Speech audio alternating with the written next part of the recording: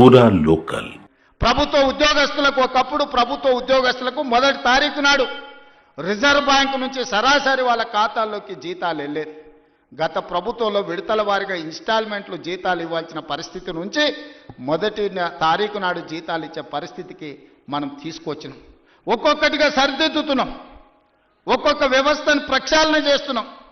ఈరోజు ఉన్న కష్టాలకు ప్రభుత్వ ఉద్యోగులకు రిటైర్మెంట్ బెనిఫిట్స్ ఇవ్వాలంటే కష్టంగా ఉంది. విద్యార్థులకు కాలేజీలకు ఫీజు రియంబర్స్మెంట్ ఇవ్వాలంటే కష్టంగా ఉన్నది. షాదీ ముబారక్ కళ్యాణ లక్ష్మిని అమలు చేయాలంటే కష్టంగా ఉన్నది.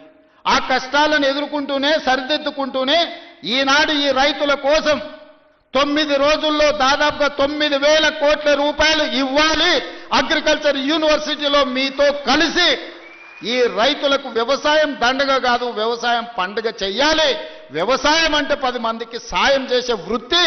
వాళ్ళు కష్టాలలో ఉండి వాళ్ళు కాలిపోతున్న 10 మంది కడుపు నింపాలని ఏ రైతాంగం కష్టపడుతుందో ఆ రైతాంగానికి రైతు భరోసా పథకం ద్వారా ఈనాడు ప్రారంభించి 9 రోజులు తిరిగే లోపల దాదాపుగా 9,000 కోట్ల రూపాయలు 1,49,00,000 ఎకరాలకు 70,11,984 మంది రైతులకు రైతు భరోసా పథకం కింద నగదు బదిలీ చేయడానికి ఈరోజు ఇక్కడికి వచ్చిన మిత్రులారా.